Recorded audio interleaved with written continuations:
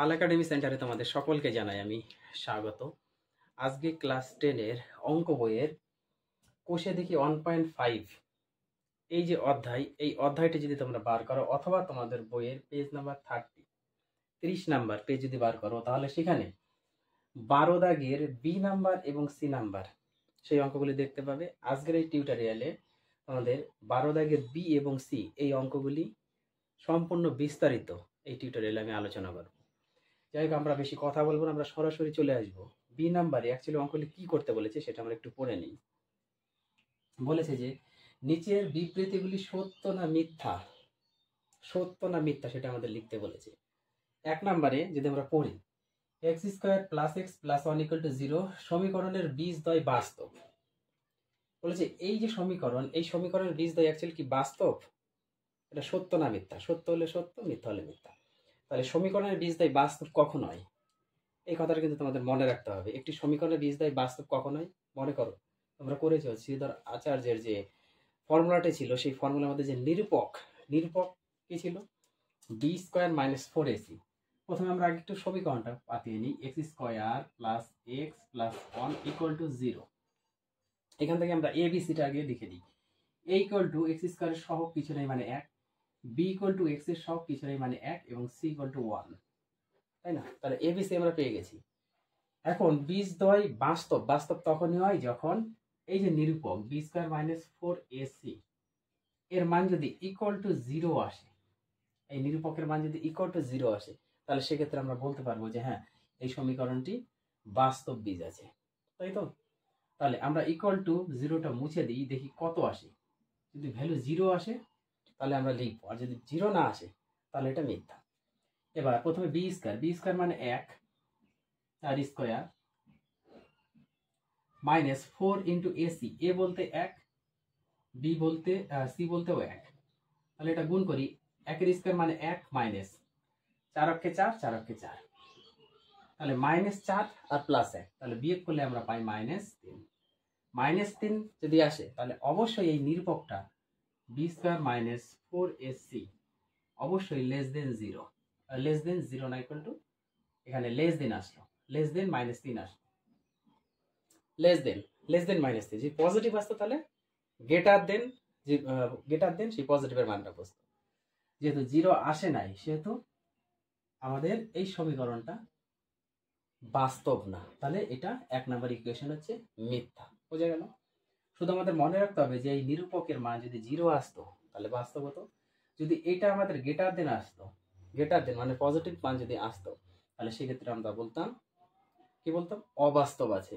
আর এটা নেগেটিভে আসছে মানে কি এর কোনো বাস্তব বীজ নেই, তার মানে এটা অবাস্তব বীজ, এর কোনো বাস্তব বীজ, সরি এটা হচ্ছে এর কোনো বাস্তব বীজ নেই। এবার 2 নম্বরে দেখো, বলেছে যে এত = 0 সমীকরণে বীজদ্বয় বাস্তব নয়, বাস্তব নয়, বাস্তব নয়। তাহলে আমরা আগে দেখি যে ইকুয়েশন থেকে কি আসে। আমরা একটু লিখে নিই, x² - x + 2, এখানে a বলতে x² এর সহগ, b বলতে -1 এবং c বলতে আমাদের 2 + 2, এটা = 0। এই সমীকরণের বীজদ্বয় বাস্তব নয়, বাস্তব নয় মানে হচ্ছে অবাস্তব, বাস্তব বীজ নয় মানে হচ্ছে অবাস্তব। আর কোনোটার বাস্তব বীজই নেই, এর কোনো বাস্তব বীজ নেই। এখন আমাদের দেখতে হবে যে অবাস্তবের মধ্যে পড়লো না বাস্তব বীজ নেই, সেটা আমাদের দেখতে হবে। তাহলে নিরূপক আমরা একটু চেক করে নিই। নিরূপক মানে হচ্ছে b² - 4ac। এখান থেকে আমরা একটু চেক করি যে এর ভ্যালুটা কি আসে। b মানে -1 তার স্কয়ার -4 × a মানে 1 আর c মানে আমাদের 2, তাহলে -1 এর স্কয়ার করলে +1, -4 × 4 4 × 2 = 8, তাহলে এটা আমাদের -7। তাহলে -7 যদি বেরিয়ে যায়, -7 যদি বেরিয়ে যায় তার মানে কি আমাদের নেগেটিভ, মানে মাইনাস চিহ্ন আসলেই আমাদের নিরূপক কি হয়, b² - 4ac greater than, sorry less than 0 আসে। তার মানে এটা হচ্ছে আমাদের কি আসে, ইকুয়েশন অ্যাকচুয়ালি এরকম হয়, 0 যদি আসে, 0 থেকে ছোট, তাহলে -7 তো ছোট, -7 তো ছোট, সেহেতু আমাদের কি এর কোনো বাস্তব বীজই নেই, এর কোনো বাস্তব বীজই নেই। বোঝা গেল? তাহলে এটাও কি এই সমীকরণের বীজদ্বয় বাস্তব নয়, তাহলে এটা একদম ঠিকই বলেছে, এটা সত্য, এটা হচ্ছে সত্য, যেহেতু বাস্তব বীজ নেই মানে হচ্ছে কি এটা সত্য।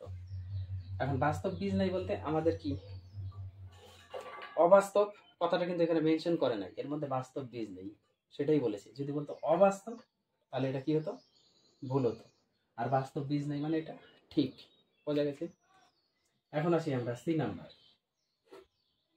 সি নাম্বারে যে অঙ্কগুলো আছে খুবই ইম্পর্টেন্ট, এক একটা অঙ্ক বুঝতে হবে। দেখো প্রথমে যে অঙ্কটি বলেছে সেটি কি, সেটি আমাদের বলেছে যে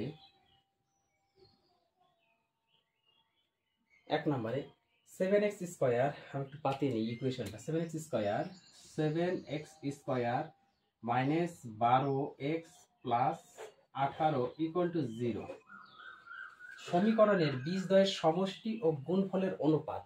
এই যে সমীকরণ, এই সমীকরণের বীজদ্বয়ের সমষ্টি আর একটা গুণফলের অনুপাত বের করতে বলেছে। তাহলে বীজদ্বয়ের সমষ্টি আমরা এখান থেকে আগে এ বের করি, a equal to 7, b equal to -12 আর সি ইকুয়াল টু 18, তাই না? এখন আমরা জানি কি এই সমীকরণের যে বীজদ্বয় যদি আলফা বিটা হতো সেক্ষেত্রে আমরা কি জানি, আলফা প্লাস বিটা সমীকরণ দ্বয়ের কি বীজদ্বয়ের সমষ্টি, এটা মাইনাস বি বাই এ, তাহলে মাইনাস চিহ্ন থাকবে, বি বলতে আমাদের -12 বাই এ বলতে আমাদের 7। তাহলে এটা যদি আমরা গুণ করে দিই, মাইনাস মাইনাসে প্লাস 12/7, তাহলে সমষ্টি বেরিয়ে গেল 12/7। এবার আলফা ডট বিটা যদি বের করি, গুণফল যদি বের করি, তাহলে আমাদের formula C by A, C বলতে আমাদের 18 আর বি বলতে সি বাই এ বলতে হচ্ছে আমাদের 7, তাহলে 18/7। তাহলে এটা সমষ্টি আর গুণফলের অনুপাত, অতএব সমষ্টি ও গুণফলের অনুপাত। তাহলে সমষ্টি মানে হচ্ছে আমাদের 12/7 ইস্টু গুণফল 18/7, নিচে নিচে 7 7 কেটে গেল, তাহলে থাকলো আমাদের 12:18। এটা যদি 6 দিয়ে কাটি, 6 দুগুণা 12, 3 6 18 সমান সমান 2:3। তাহলে 1 নম্বর অঙ্কের অ্যান্সার হচ্ছে 2:3। আশা করি বোঝা গেছে। এই অধ্যায়ের যারা প্র্যাকটিস করেছো তাদের কাছে কিন্তু এই মাল্টিপল চয়েসের কোশ্চেন যেগুলো আছে এগুলো কিন্তু অ্যাকচুয়ালি মাল্টিপল চয়েসেরই কোশ্চেন, এগুলো সমস্যা হবে না।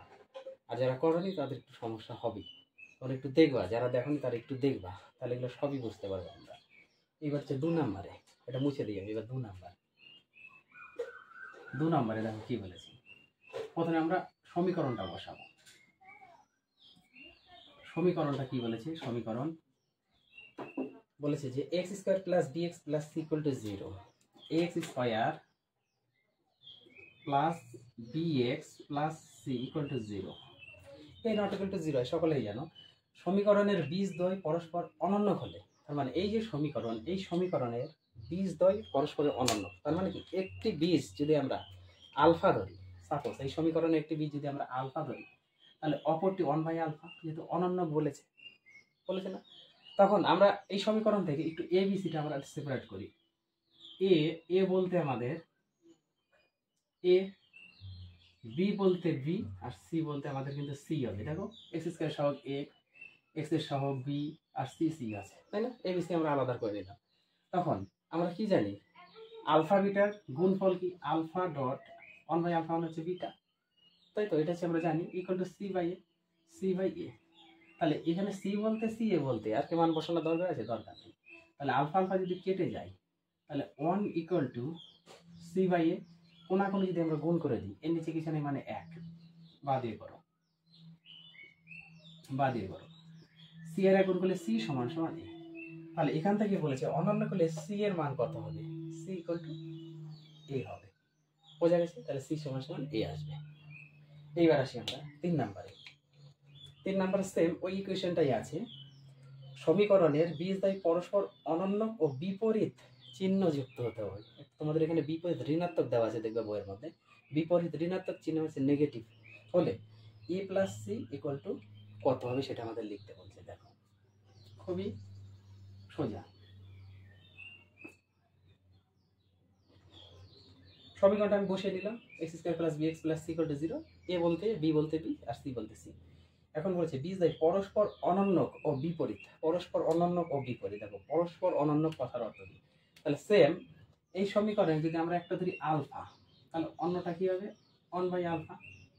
1/α হবে তো, অনন্য অনন্য তো বলেছে, কিন্তু পরস্পরের আবার বিপরীত বলেছে, তার মানে এটা পজিটিভ হলে এটা আমাদের কি করতে হবে? নেগেটিভ। এটা পজিটিভ হলে এটা নেগেটিভ, কারণ তোমাদের মেনশন করে দিয়েছি একটা বীজ অপরটার অনন্য এবং তার বিপরীত, এর বিপরীত পজিটিভ, এর বিপরীত নেগেটিভ। তাহলে সেক্ষেত্রে আমরা কি জানি?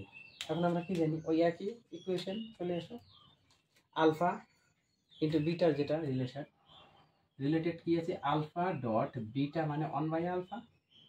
এটার ফর্মুলা আমরা কি জানি? c/a, তাই না? তাহলে এই যে আলফা আমরা কেটে গেল, তাহলে এদিকে আমাদের কি এসে দাঁড়ালো? দেখো তো, এদিকে এসে আমাদের দাঁড়ালো -1 ইকুয়াল টু c/a। এর নিচে কিছু নাই মানে 1। কোনাকুনি যদি আমরা